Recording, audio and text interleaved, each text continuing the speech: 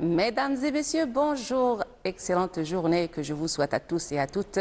Ravi de vous retrouver dans Bonjour d'Algérie, c'est Béchar qui vous accueille comme chaque jeudi. Nous sommes jeudi 26 septembre 2024 et nous serons avec vous de 8h à 9h30 pendant 1h30. Nous allons, avant de commencer notre thématique qui sera aujourd'hui par rapport à la rentrée scolaire, c'est le fait qui a eu lieu le dimanche dernier. Donc, reprise après les inondations, nous allons avoir le plaisir de recevoir deux invités pour discuter de ce sujet, la rentrée scolaire. Donc, avant d'entamer notre thématique d'aujourd'hui, je vous laisse vous reposer un petit moment avec cette chanson de Caméléon. ولا لسانه يخبر هذا قمر ولا بشر انا عيوني حارو ولا دي حمامه ولا غزاله ولا عيوني بزينها سكروا سألت جاوبوني وقالوا لا دار الصعيد هيدبح بالسيوف شفارو حين سألت جاوبوني وقالوا لا دار الصعيد هيدبح بالسيوف شفارو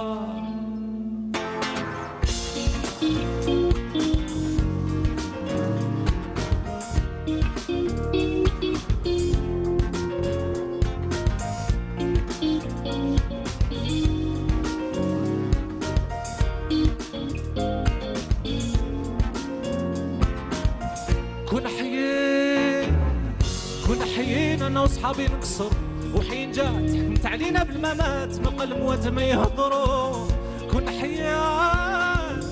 كنا حيين انا وصحابي نكسر حين جات حكمت علينا بالممات ما بقى الموات ما يهضروا الله لسانه يخبر هذا قمر ولا بشر انا عيوني حارو ولا دي حمامة ولا غزالة والعيون بزينها سكروا حين سألت جاوبوني وقالوا لا دار الصعيب الحبيب هيدبح بالسيوف شفارو حين سألت جاوبوني وقالوا لا دار الصعيب هيدبح بالسيوف شفارو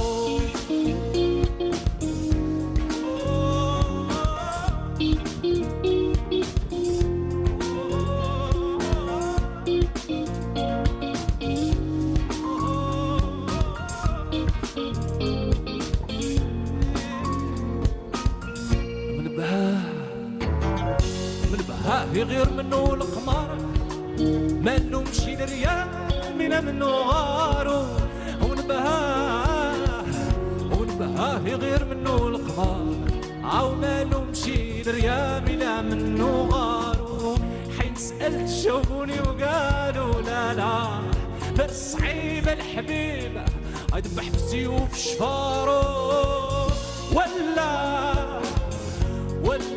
لسانه يخبر وعلاش المحبوب يقتل في حبابه ولا لسانه الخبر وعلاش المحبوب يقتل في حبابه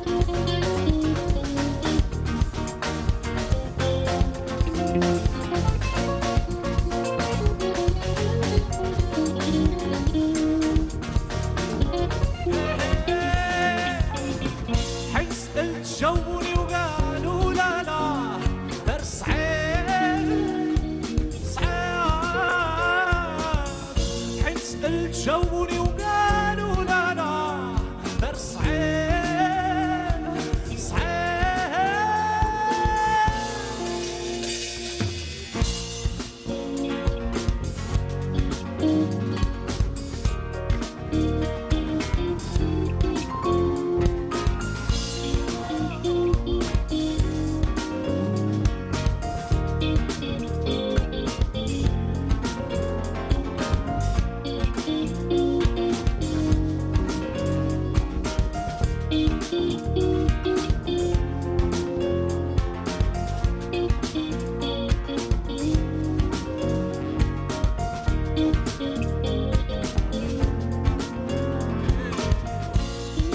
وعلاش المحبوب وعلاش المحبوب يقتل في حبابه وعلاش. Et voilà, donc c'était une très belle chanson du groupe Caméléon. J'espère que vous l'avez appréciée tout comme je l'ai appréciée moi-même. Donc j'ai le plaisir de recevoir à mes côtés Dr Nbiya Mohamed El Amin. Il est médecin généraliste, il est secrétaire général du Conseil de l'Ordre et président de l'association des parents d'élèves de l'école Pasteur. Bienvenue docteur, soyez le bienvenu parmi nous. Nous allons parler un petit peu de la rentrée scolaire, comment étaient les préparatifs, surtout après les inondations qu'a connues la région le 8 septembre dernier. Et en tant que parent d'élèves, que pouvez-vous nous dire sur cette rentrée pour l'année scolaire 2024-2025? Alors avant tout, bonjour, je vous remercie pour cette invitation. Alors pour la rentrée scolaire de cette année, elle a été un peu difficile, comme vous le savez. C'était juste après les inondations, mais avec la solidarité de tout le monde, ça a été plus ou moins une réussite. On a vu les élèves retrouver leur place à l'école. C'est avec les pleurs des nouveaux enfants qui viennent pour la première fois. C'est toujours qui est remarquable pour les préscolaires.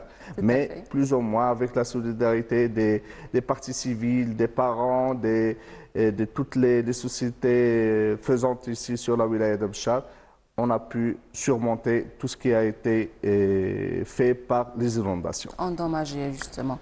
Parce qu'on a vu pas mal d'écoles quand même. Il y a eu 32 écoles qui ont été touchées. Je pense qu'il y a eu une école qui a été... oui, l'école de Bsedet Chir, je pense. Elle a été carrément... elle va être délocalisée. Ils vont lui trouver un autre moyen. Elle a été fermée. Donc, les élèves de cette école, ils ont été répartis vers d'autres écoles. Je pense à Abit Bessi. Et d'ailleurs, les élèves étaient déçus de voir leur école dans cet état. Elle a déjà été endommagée en 2008, vu les inondations de 2008. Cette fois-ci, encore une fois, il allait y avoir encore plus que ça, mais vu les efforts justement, on a pu récupérer toutes les autres écoles. Donc sur les 32, il y a eu une seule qui va pas être au service cette année. Donc quelle a été la particularité par rapport à l'école Pasteur pour cette année? Alors, pour retourner sur ce que vous venez de dire, effectivement, l'école Bsedet a été mise hors service. Le ministère de l'Éducation a mis le budget nécessaire pour...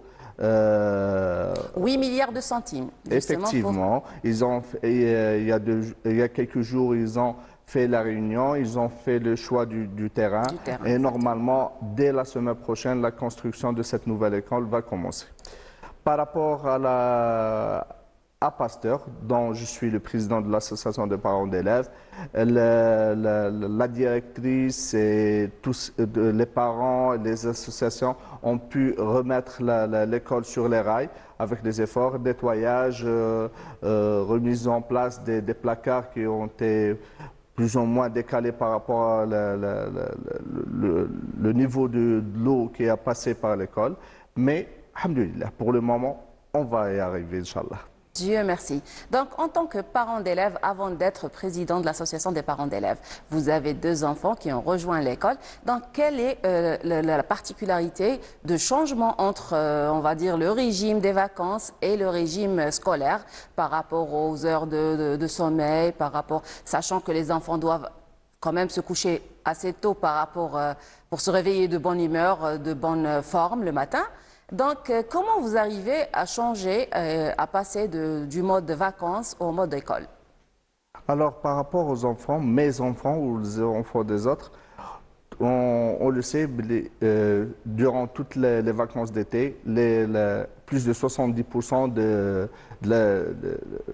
la journée, les enfants sont collés soit devant des tablettes, soit devant la télévision. Le dîner il est toujours retardé par rapport à toutes les familles algériennes. Le dîner, c'est à partir de 10h30, 11h du soir. On va se coucher à partir de minuit 30. Les enfants font la grasse matinée le matin. C'est toujours à partir de 11h30, midi. C'est un peu difficile, mais c'est la réadaptation. C'est là le rôle des parents. Il faut réintroduire le nouveau programme une semaine ou 10 jours avant la reprise des écoles, reprendre la vie normale comme si demain c'était la rentrée. Enlever les tablettes, diminuer le temps de la télévision, rendre le moment du dîner à sa place, entre la prière du Maghreb et la prière de l'Aïcha, se coucher tôt, bien sûr, pour les enfants, pour qu'ils se réveillent en bonne forme et commencer une nouvelle journée. Tout à fait. Donc, on va parler, on est déjà à une semaine de la rentrée. Pour les gens qui sont déjà en retard, ils n'ont pas pu régler, par exemple, l'horloge biologique de leurs enfants.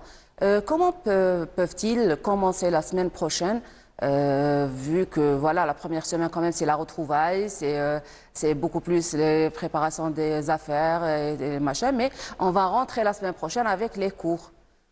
Donc, pour les gens, alors là, je m'adresse aux médecins. Si ils ont raté la première semaine, ils n'ont pas pu régler l'horloge. Il y a eu forcément des enfants qui se réveillent mécontents. Ils ne veulent pas partir à l'école. Ils n'ont pas encore accompli leur nombre d'heures de sommeil. Donc, quel est le travail à faire par rapport aux parents?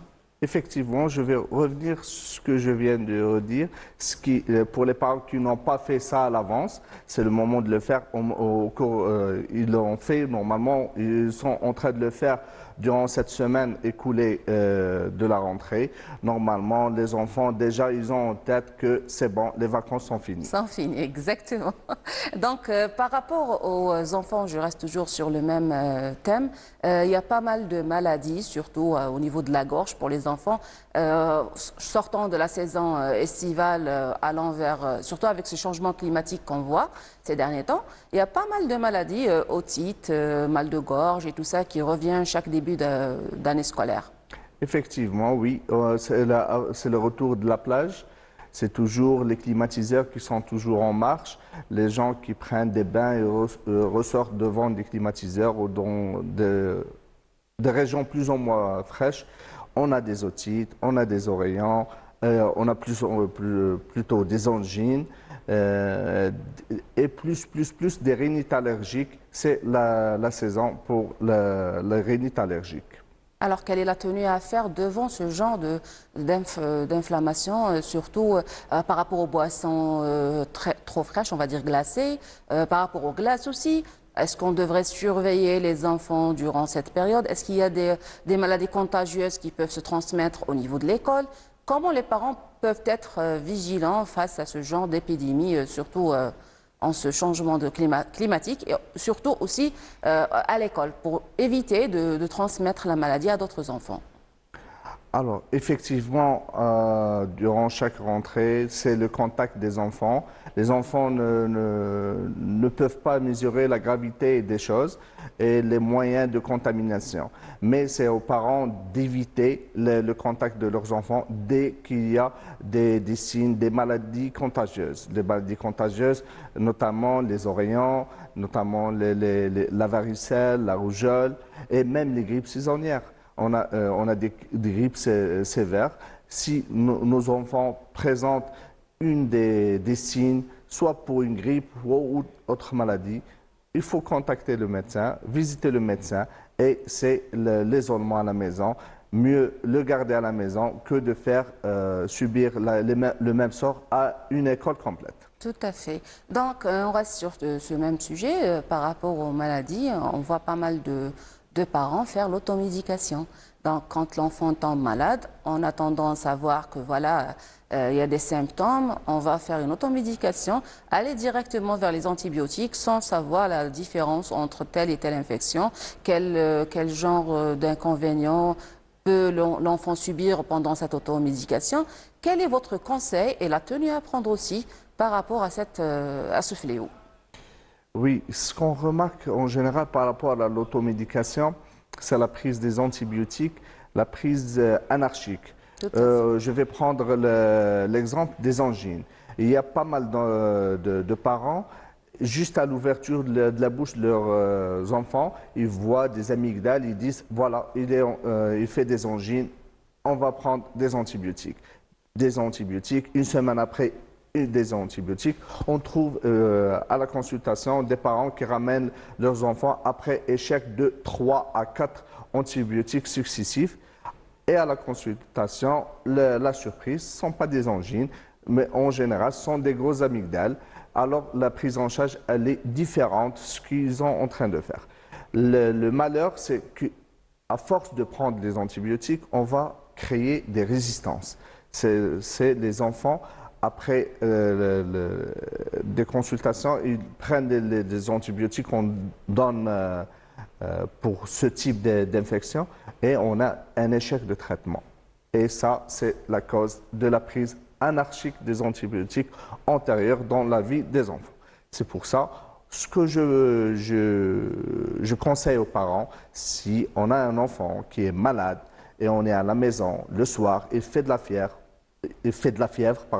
on donne des antipyrétiques ou des antalgiques, du paracétamol et on laisse faire. Si le lendemain, il a fait une petite fièvre et c'est passé, peut-être c'est une simple grippe, mais si ça persiste au-delà, on va chez le médecin. Il est mieux placé pour diagnostiquer et évaluer s'il a besoin, l'enfant, d'un antibiotique ou autre chose. Tout à fait. Donc, ça ne fait qu'aggraver la chose si on prend de manière aléatoire des antibiotiques. Alors, non seulement ça crée une résistance, mais ça peut aussi aggraver l'inflammation en elle-même. Effectivement. Donc, parce qu'on peut nourrir des bactéries avec de faux antibiotiques.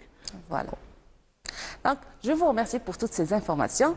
Donc, on va avoir un petit VTR sur la rentrée scolaire et on reviendra pour discuter après.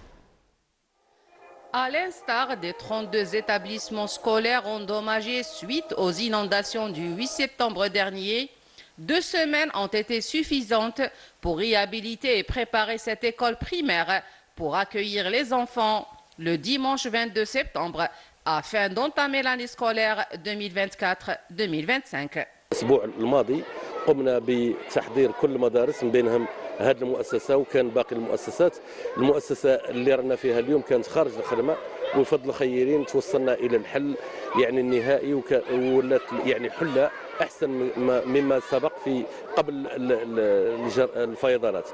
أما بالنسبة للدخول الدخول عادي بامتياز خاصة في كل يعني المناطق خاصة بلدية بشار اللي هي ضرت بعدة مؤسسات كان العدد نتاعها 32 ابتدائية داخل بلدية بشار ولكن قامت يعني كما نقول المتطوعين سواء مؤسسات عمومية ومؤسسات خاصة بالإضافة لجيش الوطن الشعبي واليوم كانت يعني اللي كانت خارج الخدمة أصبحت داخل الخدمة باستثناء ابتدائية واحدة فقط اللي هي ابتدائية بالسادات الشيخ اللي خارج الخدمة وحولنا التلاميذ نتاعها اللي يقراوا بنظام الدوامين أقرت السلطات العليا للبلاد بتعويضها واستفادت ولاية بشار من عدة يعني إعانات من بينهم هذه المؤسسة اللي هي مؤسسة السادات بحوالي 18 مليار وقمنا في غضون الأسبوع الماضي بمعية يعني بأمر من السيد الوالي لاختيار الأرضية وإن شاء الله نسرعوا فيها في أسرع يعني الوقت ممكن باش تكون في الدخول المقبل بحول الله جاهزة في هذا الإطار.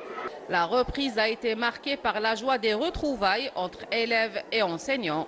Tous les dispositifs ont été pris pour garantir un bon accueil aux écoliers. أنا أحب القراءة والكتابة والرسم وأحب المطالعة. دخول المدرسة رائع جدا. دخول المدرسة جيد جدا. أحب القراءة ومعلمتي. كان استقبال جيد والفرحة كانت تزعم الكامل وتفاعلنا مع الدرس بأسلوب والكل شارك ونشكر الأساتذة متوسطة الحبيب محمد على المجهودات اللي يبذلوها لكل عام.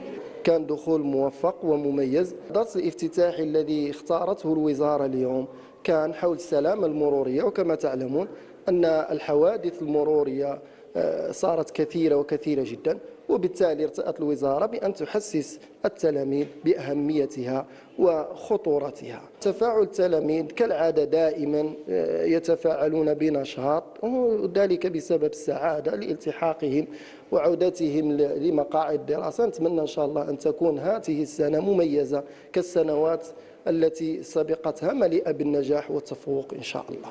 Grâce aux efforts réunis et la coordination entre différentes directions de la wilaya de Béchar, le défi a été lancé et le pari a été gagné avec une rentrée scolaire réussie et dans les délais. Et voilà, donc ça c'était la rentrée dimanche dernier. On voit l'enthousiasme des écoliers ravis de retrouver leur classe et leurs enseignants. On reste toujours dans le domaine scolaire et on va parler un petit peu de la médecine scolaire. Quelles en est des nouveautés par rapport à ça et surtout quelles sont les maladies diagnostiquées et le suivi qui se fait au niveau des écoles.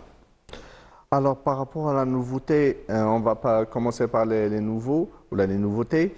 Cette année, c'est l'installation de trois points dentaires sur les différentes écoles, ici sur la wilaya de Béchar. Et comme ça, même les élèves peuvent faire le suivi après les visites scolaires par les médecins. Ce qu'on note par rapport aux maladies diagnostiquées, c'est en général, c'est après un échec scolaire ou là, après une visite du médecin. Les échecs, pourquoi on dit échec scolaire? Parce qu'à chaque fois, si un élève a des mauvaises notes ou une mauvaise moyenne, on blâme directement le système ou l'enseignant. Mais, entre parenthèses, on ignore l'autre face de l'iceberg. Peut-être l'enfant ne voit pas bien, il a une diminution de l'acuité visuelle. Tout à fait. On trouve des enfants qui ont une diminution de l'audition, ils n'entendent pas très bien. C'est ça, c'est le rôle de l'investigation de la médecine scolaire.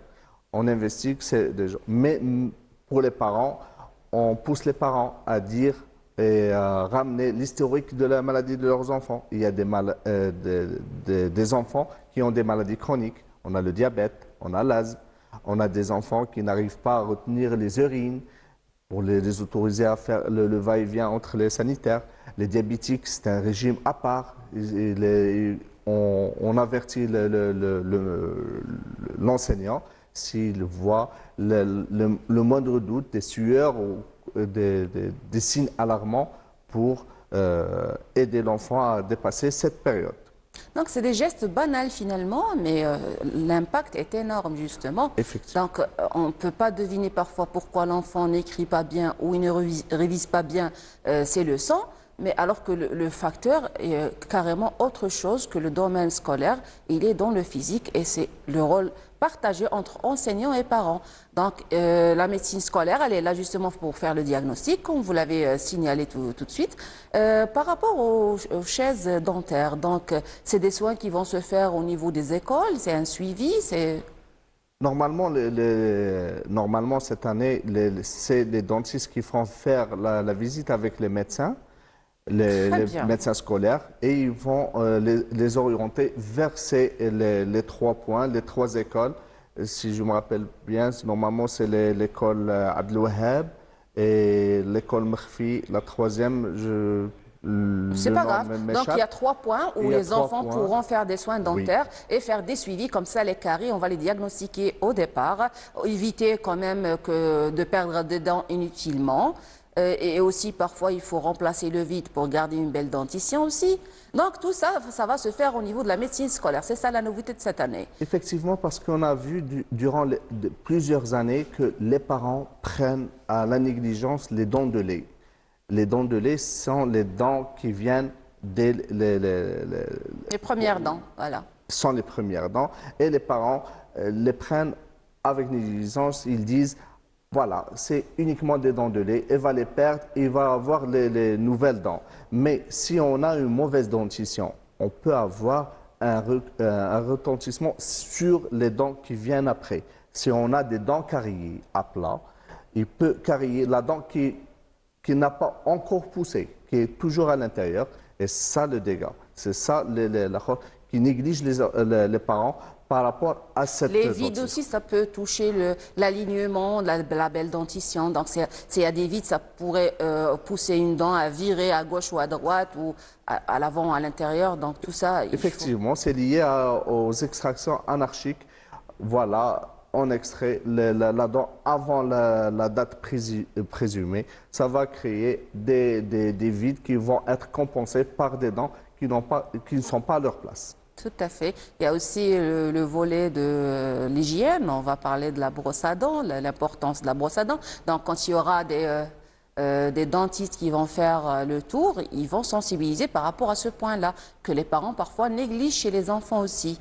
Effectivement, je crois qu'ils sont mieux L'hygiène placés. buccale, qui peut engendrer aussi des inflammations au niveau de la gorge.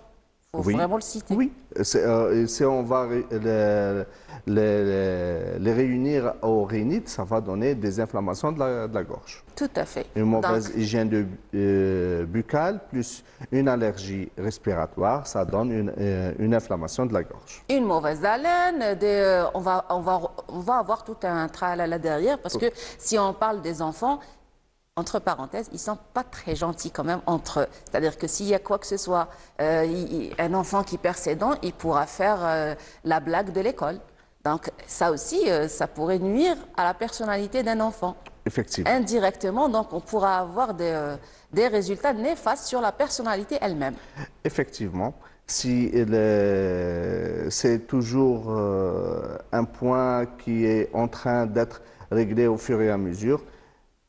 En dehors de ce volet qui est le volet dentaire, je retourne à tout ce qui est médical parce que je suis mieux placé à parler. C'est les scolioses ou les déformations de la colonne vertébrale de l'enfant vu le poids du cartable. On retourne chaque année sur le poids du cartable.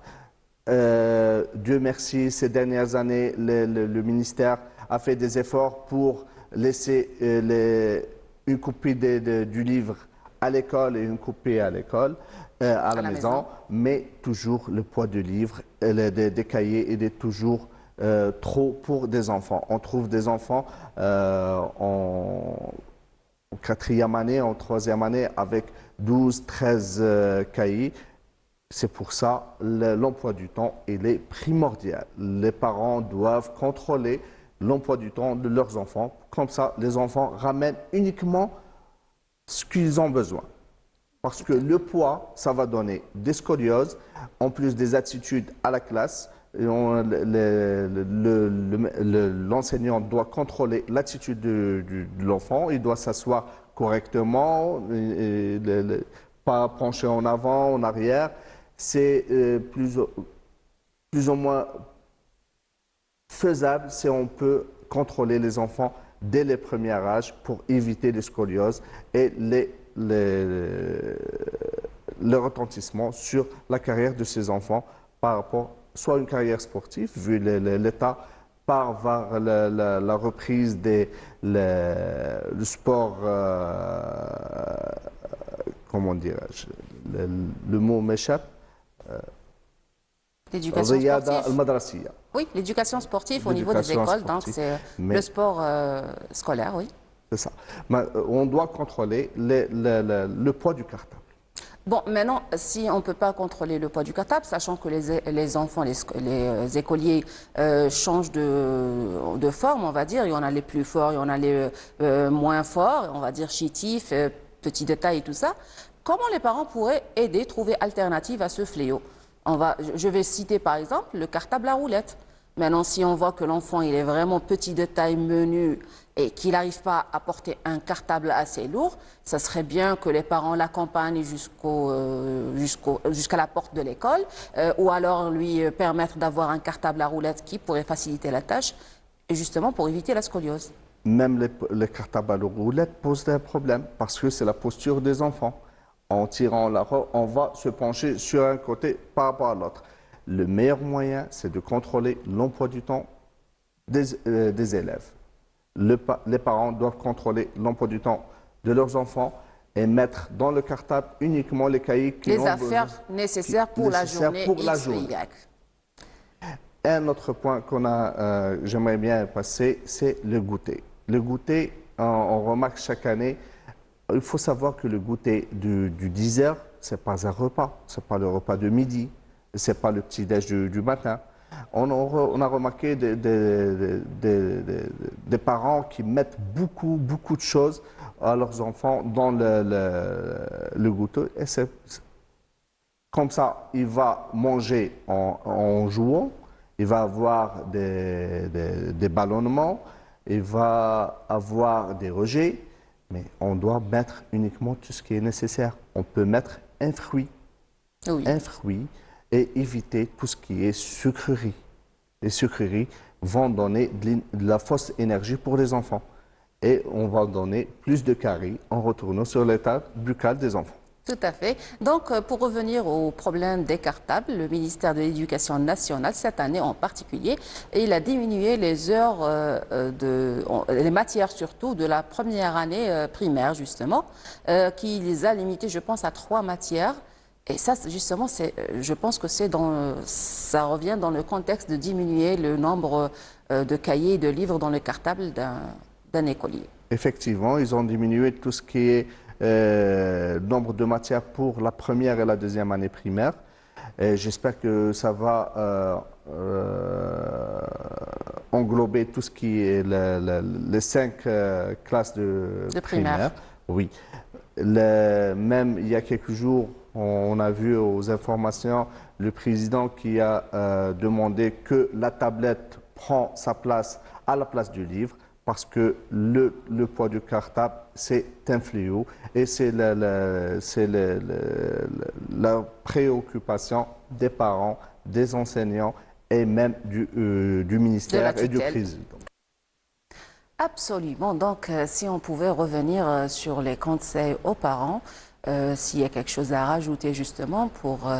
on va dire, développer le sens de responsabilité peut-être et aussi la bienveillance, que ce soit des parents ou des enseignants sur nos élèves, nos petits-enfants scolarisés.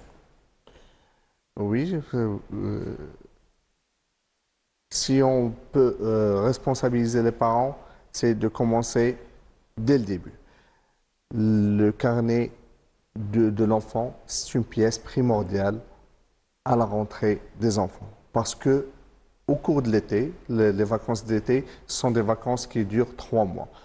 Durant ces 3 mois, il y a pas mal d'enfants qui ont été diagnostiqués avec des maladies chroniques. On va parler des maladies chroniques les plus répandues, le diabète, l'asthme. Pour les nouveaux diabétiques, il ne faut pas avoir honte. Il faut que les parents prennent la responsabilité et doivent confronter cette maladie avec leurs enfants. On doit se déplacer avec nos enfants à l'école. Il faut exposer le problème à la directrice qui va, elle aussi va l'exposer à l'enseignant direct de son enfant. Alors il faut mettre les points sur les i dès la rentrée. C'est un enfant qui est diabétique. Il doit prendre son insuline. Il doit manger à des moments bien fixes. Il y a des signes alarmants. Il faut les exposer. Je sais que ce n'est pas facile pour les enseignants ou pour la directrice, mais s'il y a la demande par la directrice ou par l'enseignant, c'est le médecin scolaire ou n'importe quel médecin peut donner son avis. Il peut aider cette personne à la prendre en charge. Ça, d'une part, si on va parler du diabétique. Les asthmatiques, c'est la période des allergies, comme on a dit au début de notre émission. C'est le début des allergies. Mais même les crises d'allergie peuvent engendrer des crises d'asthme. Tout à fait, il faut un suivi déjà. Les asthmatiques, c'est un autre tabou. Non, les enfants ne veulent pas prendre les aérosols. Comment mon enfant il est sous aérosol, il va le prendre à l'école, c'est un autre tabou. Déjà, l'instauration des aérosols pour les enfants, c'est un grand chapitre. On prend un grand moment à la consultation pour expliquer aux parents que les aérosols, la pompe entre parenthèses, sous le nom de la pompe, ventoline connue chez la majorité. Ce n'est pas une punition. Ce n'est pas une punition pour les enfants. C'est pour le bien des enfants. Parce que après un certain âge, l'évolution pulmonaire ou la saturation pulmonaire l'enfant peut guérir et on va enlever ces aérosols, sauf en cas de besoin.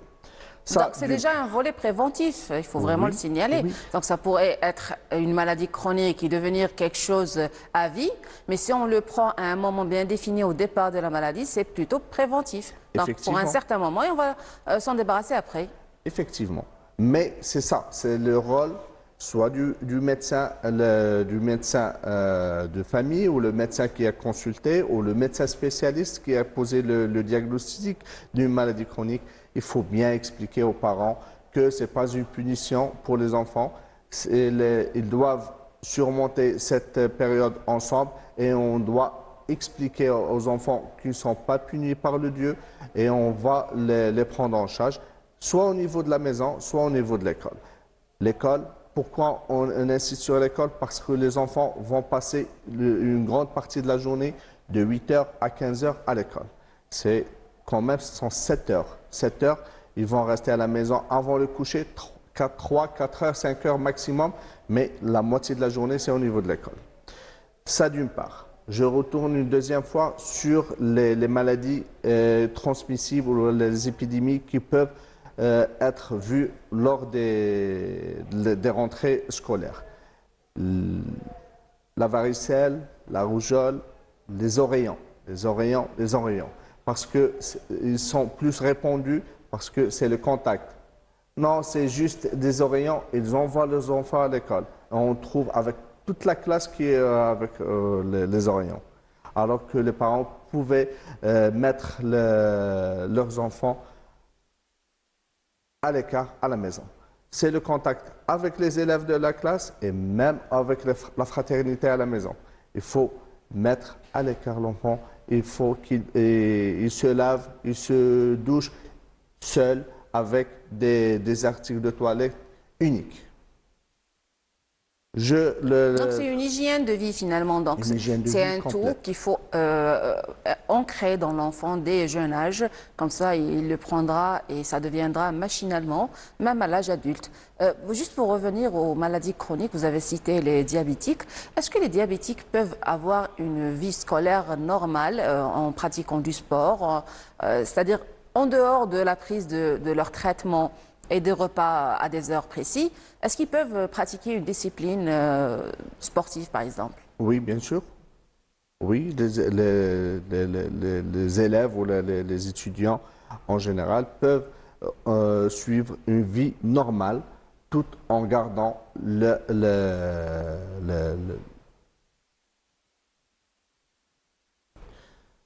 comment dirais-je? De vivre leur enfance normalement. C'est-à-dire qu'on connaît pas mal de gens, même à l'âge adulte, ils sont tellement choqués d'avoir chopé, on va dire, la maladie du diabète. Souvent, les gens pensent que voilà, ils n'ont pas les capacités que d'autres. Donc c'est une fausse information. Il faut vraiment rassurer les enfants et les parents. Comme quoi, c'est une maladie comme tant d'autres et ils peuvent avoir une vie très normale du domaine, si on parle de la scolarisation justement de l'enfant. Oui, effectivement. Il faut juste suivre leur traitement. Il ne faut pas négliger le traitement. Dire non, on laisse l'enfant je vais essayer de dire ça باللغة الدارجة باش يفهموني كامل. non خليه يولي حتى يجي للدار وندير له الانسولين انا. non خليه يولي يجي للدار وندير له الفونتولين. Non, c'est pas bien. Le traitement, il est défini par le médecin traitant.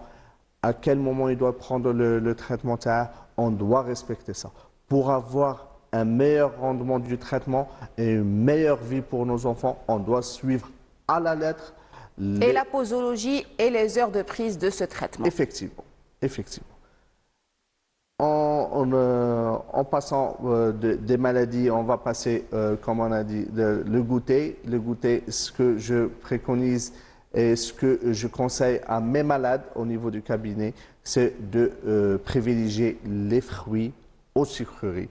On a vu pas mal d'enfants qui ramènent des gâteaux, des jus sucrés, et des chocolats aussi. Des chocolats, c'est beaucoup pour un enfant. Un enfant a besoin des fruits. C'est bien pour le développement de l'enfant et c'est uniquement pour Il y a plein de vitamines, il y a plein de choses utiles par rapport, si on va parler du chocolat, des sucreries inutiles, du gras, des trucs qui nuisent à la santé et le développement physique de cet enfant. C'est ça. Et pour éviter, parce que si on va dire des chocolats, des bonbons, c'est le partage entre les enfants. C'est de bouche à une autre bouche, c'est de transmettre une maladie d'une bouche à une autre. Et c'est pour ça on va retomber dans les bonbons Kojak, par exemple. Les bonbons Kojak, effectivement. Bon exemple. Oui. Oui. Et c'est ça, qu'est-ce que les parents vont dire? Ah, ton ami, il avait les angines, toi aussi tu as des angines. Et on va retomber dans l'automédication. Et c'est les antibiotiques. Bonjour les antibiotiques. Eh oui. Et les complications dont on avait parlé tout à l'heure. Si on a des enfants, je le redis une deuxième fois, si on a des enfants qui ont des amygdales, c'est pas... Toute infection purulente n'est pas forcément angine. Non, Voilà. ce n'est pas une infection purulente. L'infection purulente, c'est un autre volet. C'est la taille des amygdales, c'est pas... Donc l'inflammation en elle-même, voilà. Des angines. On voit nos enfants qui ont de la fièvre, on utilise l'automédication, elle est autorisée dans la limite de besoin. En cas de fièvre, c'est les antipyrétiques du paracétamol. Les antibiotiques, c'est au médecin de décider la qualité ou la nature ou du antibiotique prescrit pour telle et telle maladie. Le renflement du soir, ça ne veut pas dire uniquement que c'est juste uniquement des rhinites. Parce que le renflement du soir va donner un rendement inférieur aux autres élèves. Parce que c'est un mauvais sommeil. Parce qu'il est le cerveau ne va pas se reposer. Il ne va pas avoir sa dose d'oxygène. Donc, l'enfant doit consulter le médecin. Le médecin va voir la gorge, les oreilles, le nez et va décider. C'est une rhinite, on va donner tout ce qui est nécessaire pour cette maladie. Et s'il y a des amygdales, on peut aller jusqu'à la chirurgie, une amygdalectomie, enlever les amygdales et comme ça, on va soulager la gorge de l'enfant. Et prévenir de d'autres maladies plus graves, comme le cœur par exemple. Voilà. Oui, parce que les amygdales peuvent donner des rhumatismes, ce qu'on appelle les RAA. Ce sont des rhumatismes auriculaires aigus, sont liés aux auricules du cœur de l'enfant. C'est pour ça que les enfants viennent à la maison après une journée, j'ai mal au genou, j'ai des picotements au niveau du cœur. Et ça, c'est le rôle du médecin. En examinant la gorge, on trouve ces fameuses amygdales et on passe au bilan biologique et on trouve des normes très élevées et on est obligé de traiter. Après échec d'un traitement, c'est toujours, on peut aller à la chirurgie pour faciliter cette guérison. En dernier, j'ai passé sur je vais retourner une autre fois sur l'emploi du temps. L'emploi du temps, ce n'est pas uniquement une feuille qui est accrochée au mur ou au frigo des parents pour voir qu'est-ce que leurs enfants ils ont demain, sport ou maths ou physique ou autre chose. C'est pour diminuer le poids du cartable. Parce que les enfants, par leur nature, sont plus ou moins feignants. Feignants, ou je ne sais pas comment je peux expliquer ça. Paresseux, mais bon, ça reste... Ils prennent tous les cahiers à la fois. J'ai mes enfants à la maison, et j'ai cette expérience. Ils veulent prendre tous les cahiers. S'ils ont 12 cahiers et 15 livres, ils veulent prendre les 12 cahiers et les 15 livres. Par prévention, au cas où. Au cas où. Alors que l'emploi du temps, il est là. Si les parents prennent le soin de vérifier, le temps de vérifier le cartable de l'enfant avant de sortir de la maison en le comparant avec l'emploi du temps, on n'aura pas ce problème. C'est un grand problème. Je les vois à la consultation, c'est des déformations complètes. On appelle ça des scolioses ou des kyphoses des enfants. Et même les gens qui n'arrivent pas à se mettre correctement debout parce qu'ils prennent le cartable d'un côté. C'est pour ça. Je conseille aux parents, s'ils achètent des sacs au dos, de demander qu'ils soient pris des deux bras, pas uniquement d'un seul côté. on voit dans les écoles. Pour répartir les le poids sur le dos, c'est-à-dire qu'il n'y ait pas une forte charge sur un côté sans l'autre. Oui, ça va donner une déformation. C'est la période de l'évolution de l'enfant. L'enfant, il est en évolution jusqu'à l'âge de 17 ans ou 18 ans. Si on ne prend pas en charge cette période-là, la répercussion, on va la voir après les 18 ans et c'est trop tard. C'est trop tard, voilà. Il vaut mieux prévenir que guérir. Effectivement.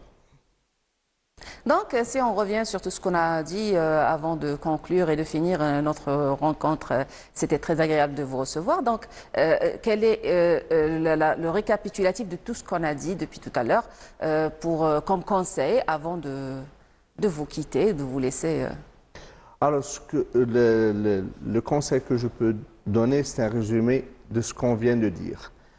La réussite de nos élèves, c'est la solidarité entre les parents, les enseignants et les associations des parents d'élèves et le médecin. Parce que le tout est complémentaire. Sont complémentaires pour une meilleure vie pour nos enfants. Donc, il faut fournir des efforts de là et de là-bas. Et comme ça, tout ça va sortir dans l'intérêt de l'enfant, de notre futur jeune et notre futur membre de la société qu'il faut bien former depuis très jeune âge sur les bonnes manières, faire attention à sa santé, faire attention à tout ce qui nuit à son, on va dire, développement biologique et moral et culturel et tout ce qui en suit. Et il ne faut pas avoir honte de dire « je ne sais pas comment me comporter avec un enfant », soit qu'il soit malade ou non. Il y a le médecin et il y a l'enseignant pour l'aider à dépasser cet écart. Parfois, il faut même faire appel à des spécialistes, des psychologues, pour aider les parents justement à mieux comprendre leurs enfants. Et ça, c'est quelque chose que dans la société reste un petit peu tabou. Parce que les gens peuvent penser de manière péjorative que voilà, une aide psychologique veut dire que l'enfant est fou, il a quelconque trouble, mais ça, c'est pas vrai. Parfois, c'est les parents qui ont besoin de cette aide pour mieux comprendre et savoir comment mieux agir avec leurs enfants. Effectivement. Dans notre société, le tabou, c'est qu'on ne fait pas la différence entre un psychiatre et un psychologue. Le psychologue, il a une grande responsabilité dans la réussite de nos enfants parce que le psychologue, il est formé à entendre, à bien trouver la faille dans le cerveau de l'enfant. Parce que l'enfant, avec un psychologue, il est plus à l'aise, il peut parler, il peut jouer en parlant. Et là, c'est là le diagnostic du psychologue. Et il va l'aider à surmonter cette période. Et je crois qu'il a sa part entière dans la réussite des enfants. Je vous remercie, Dr Mohamed El-Amin Biya, pour toutes ces explications. J'ai été ravie de vous accueillir dans ce plateau en direct de Béchar. On va s'arrêter avec une pause musicale avec le groupe Ouled Bouchtat. Alors, Ouled Bouchtat.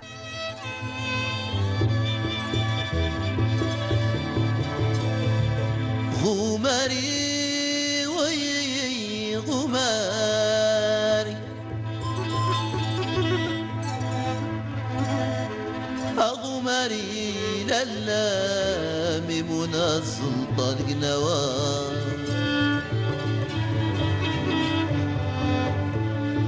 أغماري للامي منزل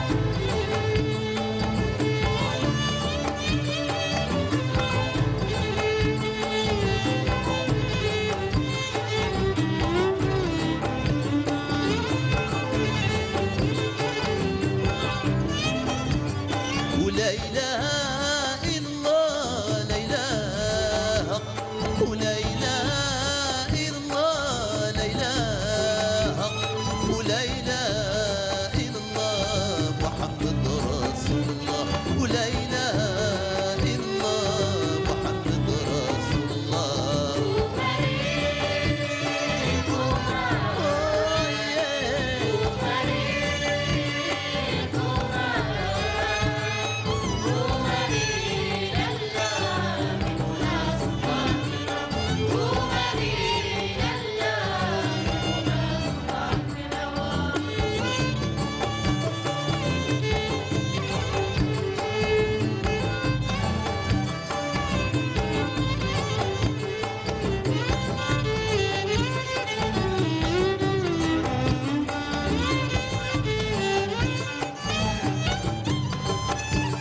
سيدنا بولان سيدنا بولان سيدنا بولان سيدنا بولان سيدنا بولان سيدنا بولان سيدنا بولان لا لا بمنى السلطان قناوة سيدنا بولان لا لا بمنى السلطان قناوة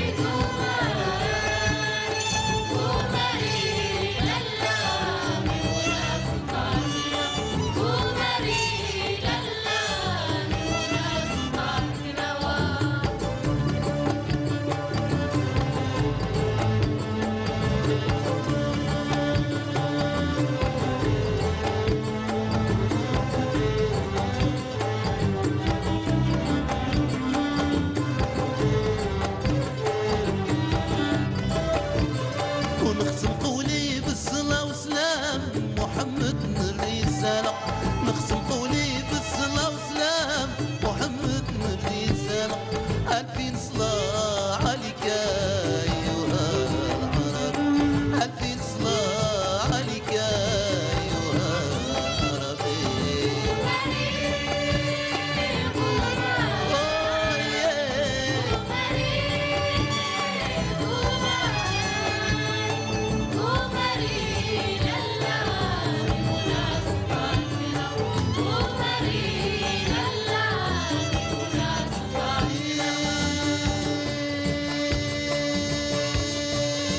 الله يا الله النبي يا الله يا الله النبي يا الله يا الله النبي يا الله يا الله النبي يا وبسم الله بديت لا حول ولا قوة مسلمين أمام صليح أمام صليح أمام صليح أمام صليح وبسم الله بديت لا حول ولا قوة مسلمين أمام صليح أمام صليح. Et voilà, donc c'était la troupe de Ouled Bouchtat, une belle chanson. J'ai le plaisir de recevoir notre deuxième invité, le docteur Larbi Abdoun, un spécialiste en psychologie. Donc vous allez nous instruire sur la rentrée scolaire d'un point de vue psychologique. D'abord, bienvenue parmi nous. Et quelles sont on va dire les orientations qu'on pourrait faire par rapport aux enseignants et par rapport aux parents d'élèves du point de vue psychologique par rapport à nos enfants? Merci pour l'invitation. Tout d'abord, quand on entame un sujet sensible tel que la rentrée scolaire, on doit poser une question fondamentale que représente la rentrée scolaire pour un enfant et pour sa famille. Tout à fait. Donc, pour l'enfant, c'est un moment crucial, plein de stress et plein d'attentes. Aussi, il va découvrir à travers ce moment une nouvelle situation, un nouveau monde, des camarades, des nouveaux camarades, des enseignants et aussi il va découvrir une situation autre que celle de sa famille. Donc, dans ce moment-là, ils se sont stressés. Là, c'est en particulier les enfants de première année primaire qui viennent d'entamer la vie scolaire. Donc, pour la première année, les enfants qui entament pour la première fois leur scolarité, c'est des enfants un peu particuliers parce que la rentrée scolaire représente une séparation, une rupture avec un mode de socialisation familiale. L'école, certes, c'est une institution qui représente une institution de socialisation telle que la famille, mais elle est différente parce que c'est un monde nouveau pour l'enfant, donc il représente un moment de stress pour l'enfant. C'est pour cela on doit accompagner l'enfant, on doit l'assurer, on doit le préparer pour affranchir ce nouveau monde. Donc c'est un moment un peu particulier, c'est un moment crucial, c'est un moment différent par rapport à sa vie quotidienne. Il va représenter pour l'enfant une nouvelle routine. On doit le préparer pour ce nouveau routine, une nouvelle organisation. Donc, c'est un moment différent par rapport à celle qu'il a habituée, à celle de sa famille. C'est une coupure quelque part du cordon ombilical avec sa famille, du rituel qu'il a l'habitude de vivre au sein de sa famille, de la paresse. Il y a plus de discipline, il y a plus d'orientation, d'ordre. Il n'a pas forcément l'habitude de recevoir toutes ces remarques en étant chez lui. Maintenant, il doit se tenir d'une certaine manière pendant un certain moment. Donc, tout ça que représente pour un enfant, surtout s'il n'a pas été dans une école préparatoire avant d'entamer l'école. Maintenant, s'il n'a pas l'habitude d'aller à la crèche, s'il vient directement du foyer, de la maison, et il se retrouve à l'école, on voit souvent des enfants pleurer à chaque rentrée scolaire du fait de quitter la maison, de quitter leurs parents. Ils ne veulent pas se détacher de leur papa ou de leur maman. Certes, il y a un problème d'attachement. L'enfant est habitué, attaché à sa famille. Quand il se sépare de sa famille, et il va sentir un peu en malaise. Donc c'est pour cela on doit le préparer. Donc le moment de la rentrée scolaire pour les nouveaux scolarisés, les nouveaux enfants scolarisés, c'est un moment un peu spécial parce que l'enfant il est habitué, il se trouve dans une zone de confort. Donc il va quitter sa zone de confort où il va affranchir un nouveau monde. Ce nouveau monde est plein d'inconnus. C'est un monde qui est plein de nouveaux personnes, des camarades, des nouvelles habitudes. Donc c'est pour cela ils se sont certains enfants ils se sont aussi traumatisés par la rentrée scolaire, surtout quand il s'agit d'une situation qui ne présente pas un accueil spécifique pour les enfants attachés à leur famille. Donc c'est pour cela les enfants ils se sentent mal à l'aise, ils se sentent en difficulté et ils vont refuser de suivre d'adhérer à ce moment. Et c'est pour cela, des fois, ils pleurent, ils refusent catégoriquement de continuer leur scolarisation. Et c'est pour cela, dans ce cas-là, c'est le rôle de la famille et le rôle aussi de l'enseignant. L'enseignant, il doit sécuriser l'enfant et la famille, il doit aussi, avant tout, préparer l'enfant pour la rentrée scolaire. Il va le préparer avant le jour J. Il va le préparer à travers une visite, si c'est possible, à l'école. Il va à travers une discussion entamée entre les membres de la famille. Et ils vont le présenter l'école, ils vont discuter sur l'école, ils vont entendre les attentes de l'enfant sur l'école, qu'est-ce qu'il représente l'école pour l'enfant, qu'est-ce qu'il va découvrir dans cette nouvelle institution. Donc, ils parlent avec l'enfant d'une manière préparative, et il le prépare pour ce moment. Comme ça, il ne sera pas choqué de découvrir un monde tout nouveau et très différent de celui dont il avait l'habitude. Maintenant, si on parle de l'aîné de la maison, par exemple, ça diffère quand on a des frères et sœurs qui ont déjà l'habitude de porter leur cartable et de partir à l'école. Franchement, certains enfants ont tellement attendu ce moment-là pour faire la même chose que leurs frères et sœurs. Donc, ils sont quelque part préparés psychologiquement.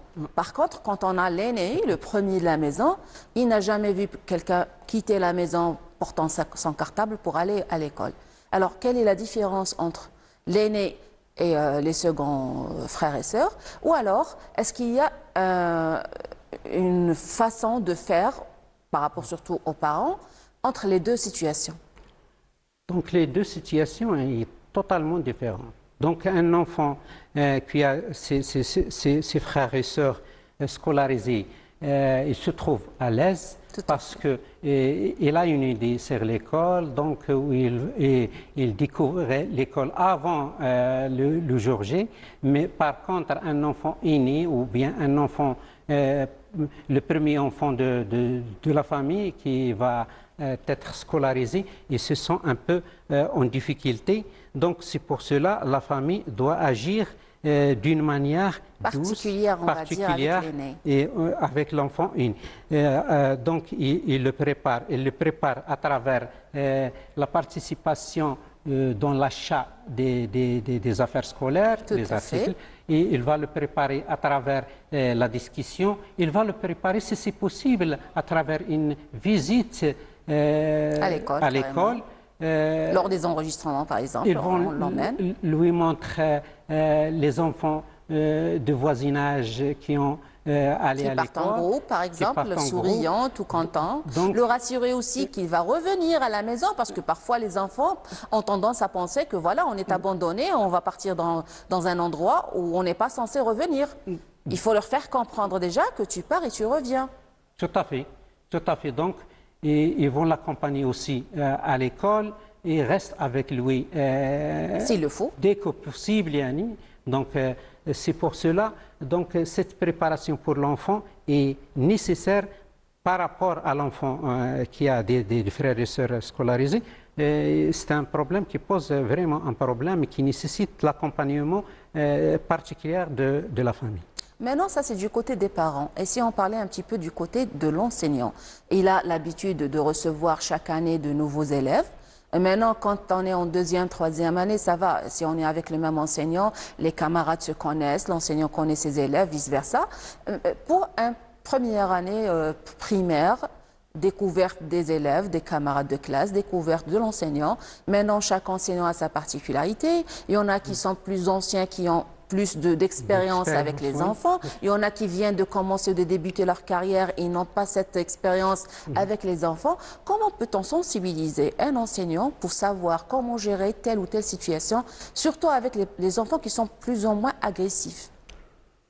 En principe, l'enseignant doit être sensibilisé auparavant parce qu'il a suivi une formation. C'est sûr, maintenant sur le plan théorique et se mettant sur le terrain, il y a quelques changements, quelques difficultés. Tout à fait. Donc, cette formation en psychopédagogie qui est axée sur les particularités et la différence entre les enfants, donc il est censé de l'utiliser dans ce moment-là.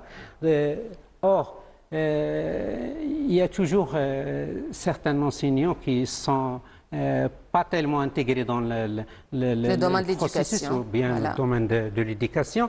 Dans ce cas-là, les représentants de l'établissement ou bien le directeur ou les conseillers doivent agir à leur tour, à leur rôle, et intervenir pour aussi aider l'enseignant à intégrer l'enfant dans le groupe. Donc, ces enfants, ils ont besoin d'être intégrés dans un groupe qui est en interaction. Donc, c'est pour cela ils doivent discuter avec l'enseignant dans les réunions pédagogiques et qu'ils le font avant chaque entrée.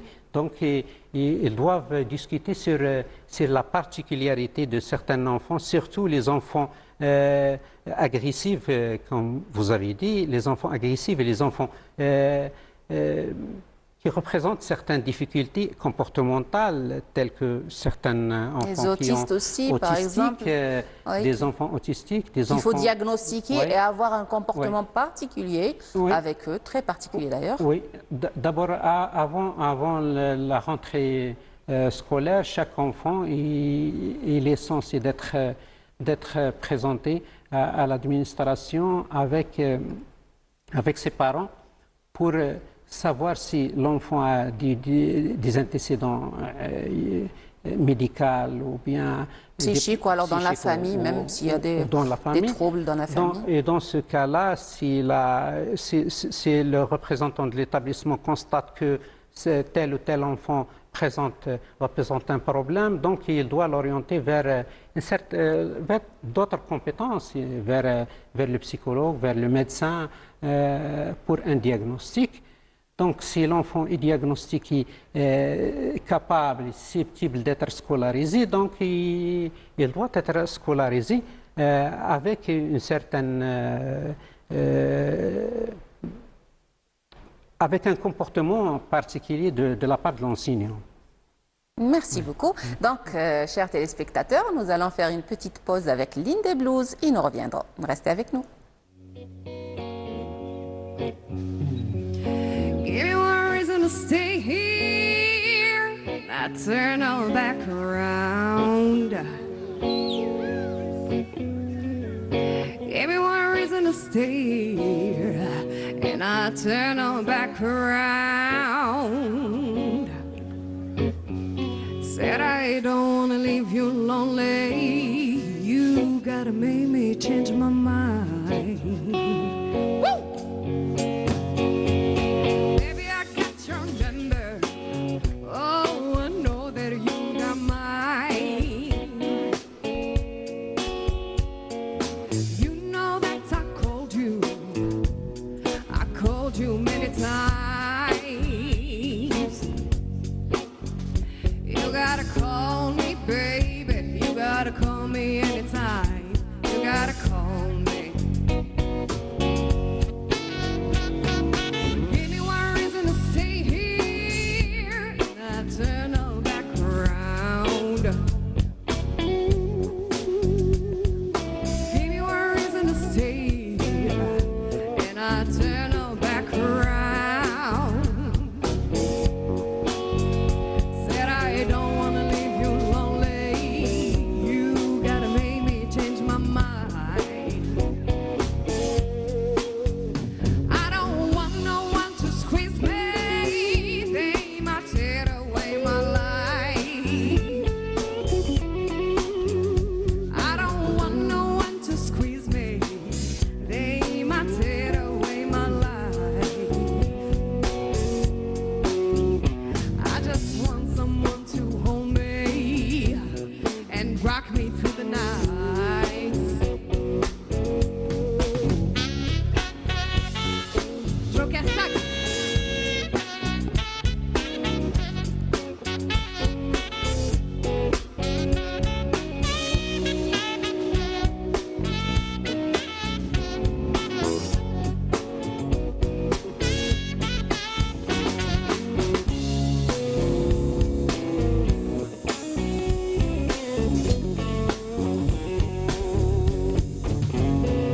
There's a youth for heart can love you, oh, and give you what you need.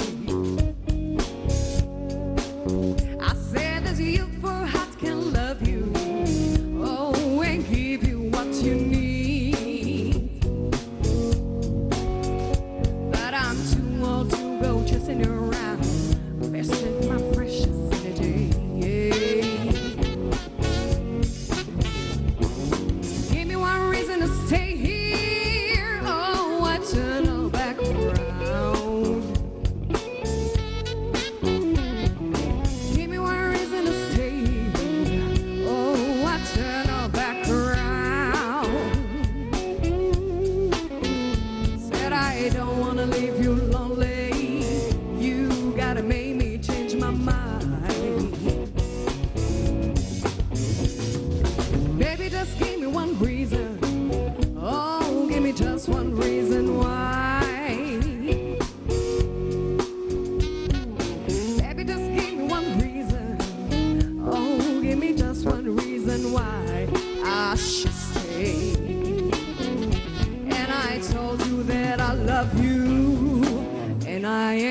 more to say.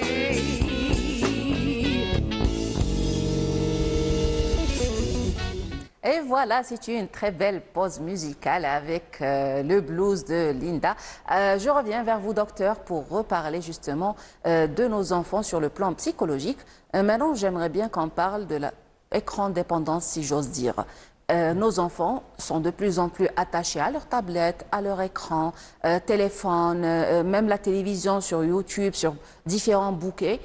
Quelle est l'altitude à prendre avec ce genre de dépendance et aussi comment cela pourrait nuire à leur scolarisation, surtout en période d'examen, sachant qu'on vient de rentrer de la saison estivale où ils avaient liberté de consulter comme ils le voulaient, tant qu'ils le voulaient. Souvent, les parents se retrouvent en fin de saison estivale avec un enfant habitué plus qu'il en faut à l'écran. Certes, l'écran représente un défi pour la famille et un problème pour l'enfant, la dépendance et l'attachement de l'enfant à l'écran, que ce soit les tablettes, les téléphones et leur habitude, l'habitude des enfants de faire de jouer avec la tablette ou le téléphone, les jeux électroniques les jeux en ligne aussi maintenant. En général. Oui, oui. Donc, il représente un problème et un défi pour la famille. La famille, elle est censée organiser la rentrée scolaire de leur enfant à travers un programme bien déterminé et qui met fin à certaines habitudes, à l'ancienne habitude et aux routines anciennes. Donc, il va créer une nouvelle routine qui exige à l'enfant de se lever tôt, de dormir tôt. Oui, et d'organiser son temps, d'organiser ses habitudes alimentaire, d'organiser aussi l'horloge biologique, son horloge biologique et aussi d'organiser sa vie en général. D'une manière générale. Donc, le problème de la dépendance, c'est un problème qui empêche une rentrée scolaire ou bien un suivi scolaire adéquat. C'est pour cela donc la famille doit agir pour organiser, pour ne pas dire mettre fin, pour organiser l'utilisation de l'écran chez l'enfant. On sait tout le monde que interdire l'écran, c'est pas possible, surtout actuellement. L'enfant, il se trouve face à l'écran à tout moment et dans toutes les situations, il se trouve face à l'écran. Donc, c'est pour cela la famille, il est demandé de la famille de l'organiser d'une manière susceptible à aider l'enfant à s'intégrer à l'école ou à l'école en général. Quand cela se fait machinalement et que l'enfant adhère, il n'y a pas de problème. Mais quand il y a une résistance de la part de l'enfant avec des caprices, parfois il se tabasse, parfois il se met par terre, il crie, il fait des bêtises pour attirer l'attention, c'est-à-dire qu'il ne veut vraiment pas quitter son écran ou alors il le fait en cachette, c'est-à-dire surtout pour les parents qui travaillent, qui ne sont pas souvent à la maison, peut-être que cet enfant, surtout que maintenant il y a les télévisions connectées. Donc, il va sur YouTube, il a l'habitude de regarder des vidéos, on n'en sait même pas l'impact de ces vidéos sur cet enfant. Est-ce que cela devrait se faire à partir d'un certain âge? Est-ce qu'il y a un âge avant de s'imprégner la première fois? C'est-à-dire qu'on voit nos enfants à partir de 6 mois, 7 mois, on les met à exposition devant des écrans, à regarder pendant des heures des vidéos, des chansons, à tel point qu'il va s'habituer. Alors, à quel âge peut-on commencer à donner un téléphone à un enfant et comment peut-on se familiariser avec lui, rentrer dans ce monde virtuel pour justement qu'il dépende un petit peu des demandes, si on arrive à dire, à jongler, à sortir, à donner des horaires précis pour le monde virtuel et pour le monde réel, si j'ose dire. Le monde virtuel est devenu partie intégrale et essentielle dans notre monde actuel. Et je ne pense pas qu'il y a une recette spécifique pour l'enfant, à quelle date ou bien à quel âge on doit permettre à l'enfant d'utiliser telle ou telle chose. Donc, la famille, chaque cas est particulier. Chaque cas a son programme ou bien on peut utiliser... Mais il y a des symptômes aussi, parce qu'on a entendu dire que voilà, il y a des problèmes, par exemple, dyslexie de vocabulaire, il y a des enfants qui commencent à réfléchir en anglais, par exemple. Les parents n'arrivent pas à savoir ce qu'il y a comme écart de langue. Il te dit, par exemple, mon enfant ne parle pas à 3 ans, à 4 ans, alors que peut-être il parle autre langue. Ou alors il raisonne dans une autre langue. Il a l'habitude de voir des vidéos, par exemple, en anglais ou en français. Il n'arrive pas à enchaîner avec sa langue maternelle. Et il y a aussi les troubles dont on a parlé tout à l'heure de l'autisme, justement. Beaucoup d'études disent que voilà, c'est l'exposition, hyper-exposition aux écrans qui engendre ce genre de maladie. Enfin, c'est des hypothèses plus que des études scientifiques démontrées. C'est des hypothèses qui supposent que l'attachement à l'écran crée ou bien représente un facteur pour l'atteinte de l'autisme. Donc, mais la réalité, c'est qu'on ne voit pas aussi cette capacité d'évolution ou bien de développement sensorimotrice chez l'enfant qui est différent par rapport à un temps passé. Donc les enfants actuels, ils sont surtout en ce qui concerne la motricité fine, ils sont capables par rapport aux anciennes générations d'utiliser leur motricité fine et de manipuler l'écran. On doit surveiller certes ce qui se passe derrière l'écran. Des fois, les enfants, ils utilisent l'écran d'une manière, il y a des spots publicitaires qui rentrent en scène et qui peuvent nuire à l'enfant, à l'éducation de l'enfant. Donc c'est pour cela la famille, le père, la mère, ils sont censés à surveiller l'écran utilisé par l'enfant. Mais la réalité, c'est qu'on va diminuer, on essaye à diminuer l'utilisation de l'écran chez l'enfant quand il est scolarisé à travers la création d'une routine spécifique pour l'école ou bien nouvelle routine pour l'école. Donc, on doit éliminer tout ce qui est écran abusif ou bien utilisation abusive. On va limiter l'utilisation abusive de l'écran. On va aussi parler avec l'enfant. On va essayer de le pousser à utiliser les livres ou bien à lire les livres.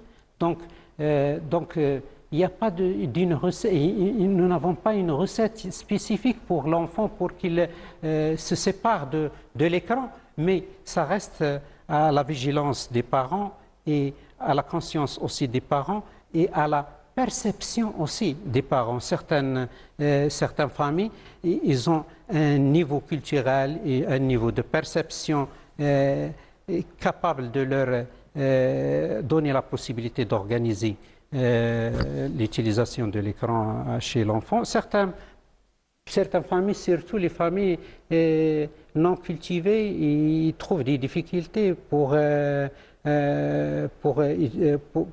gérer ce genre de situation.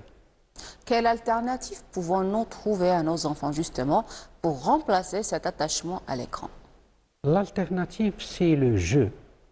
On doit utiliser le jeu comme moyen de communication, on doit utiliser le jeu comme moyen d'éducation, on doit utiliser le jeu. Un enfant, il parle à travers le jeu. Et le jeu, les jouets, c'est les paroles de l'enfant, c'est les mots qu'utilise l'enfant. Et donc, on doit utiliser le maximum possible le jeu pour induire à l'enfant les bonnes habitudes. On doit, surtout les jeux collectifs, Voilà, c'est ce que j'allais dire, où il y a interaction justement pour que voilà l'enfant interagisse avec l'environnement, avec ses copains, les enfants de son âge, ses frères et sœurs et tout ce qui en suit. Et même les parents, ils peuvent intégrer à des jeux communs de famille, jeux de cartes, jeux de connaissances. Ça peut être n'importe quel jeu, mais pourvu qu'il y ait une interaction justement avec cet enfant. Tout à fait. L'enfant, quand il rentre en interaction avec ses pairs à travers le jeu. Donc le jeu, il devient un moyen de socialisation. Tout à fait. Un moyen de socialisation. Et l'école et la famille, c'est deux entités complémentaires, c'est deux institutions qui ont la même vocation presque, c'est la socialisation. Donc c'est à travers le jeu qui se trouve au niveau de la famille et au niveau aussi de l'école. Ou du quartier aussi. Ou du quartier. Donc, il y a un moyen commun entre les institutions. Il y a des habitudes communes entre les institutions qui peuvent participer à la continuité de ces établissements, et surtout dans la vocation de socialisation. Et surtout dans les jeux constructifs, il faut vraiment signaler que ça doit être des jeux de connaissance, de réflexion, d'intelligence, de stratégie. Par rapport à chaque âge, bien sûr, il y a un jeu adéquat, mais il faut surtout encourager les parents à choisir quelque chose de bien, de constructif pour leur enfant. Donc le jeu n'a pas une fonction ludique seulement, mais aussi éducative et communicative. Donc c'est un moyen de communication, c'est un moyen aussi... De créativité parfois. De créativité aussi. Et si on parle de l'ancienne génération aussi. Justement, les enfants créaient leurs propres jouets, que ce soit le ballon, que ce soit les flèches, que ce soit... On avait pas mal de jeux à notre époque avec des outils très simples à la maison. Et voilà, les enfants arrivaient à trouver quelque chose pour se divertir, pour se faire plaisir et le partager. Surtout, le charme, il était dans le partage avec la communauté du voisinage au sein de la même famille, sachant que les familles autrefois étaient nombreuses. Il y avait les cousins, cousines et tout ça, et ça faisait de l'ambiance. Tout à fait. Donc, le symptôme principal dans n'importe quelle pathologie, surtout les troubles comportementaux, c'est la communication. Donc, si le jeu représente une possibilité de communiquer avec les autres enfants, avec aussi les adultes, et c'est un moyen de préparation à l'enfant pour qu'il soit adulte. C'est un moyen d'intégrer l'enfant à l'âge aussi adulte à travers la représentation. Voilà. Donc chaque enfant, et on le voit chez nos familles et chez nous aussi, que l'enfant, pour la première fois, il utilise les choses, les affaires de ses parents. C'est une manière de dire que je suis adulte, et j'appartiens à cette famille. Je ressemble à mes parents aussi. Je ressemble à mes parents. Donc le jeu, il le prépare pour qu'il puisse être adulte, il le prépare pour qu'il soit capable de communiquer et il éduque aussi, c'est un moyen d'éducation aussi et de socialisation en général. Donc, en plus d'être un moyen de divertissement, justement. Un moyen de divertissement, oui, tout à fait, oui.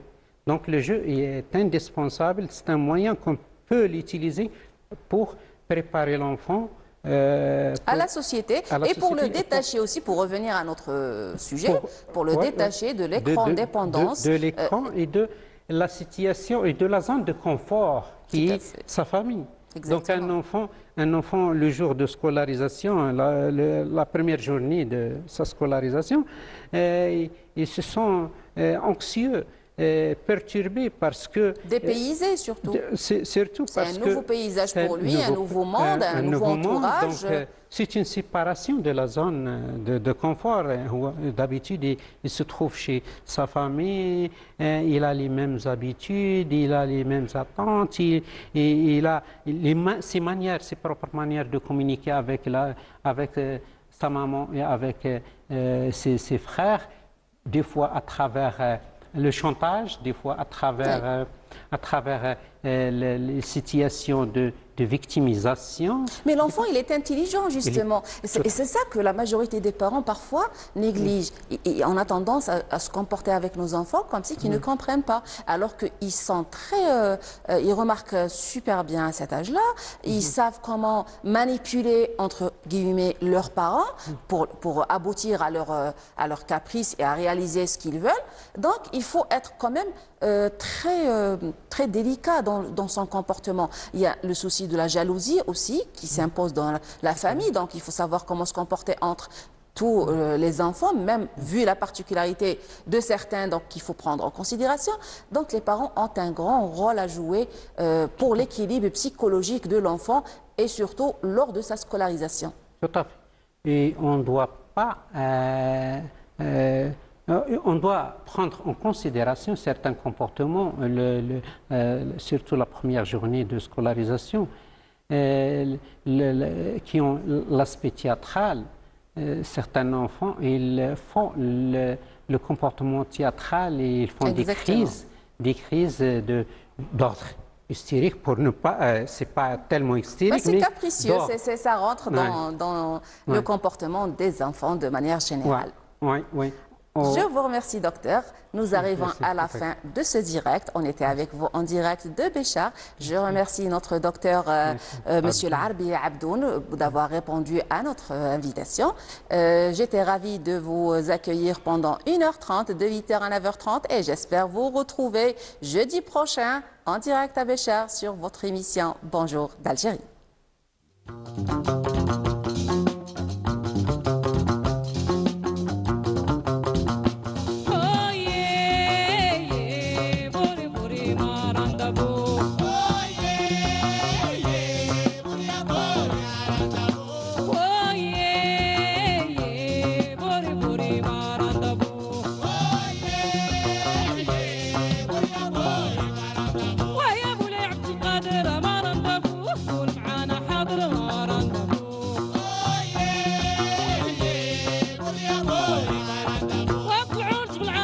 يا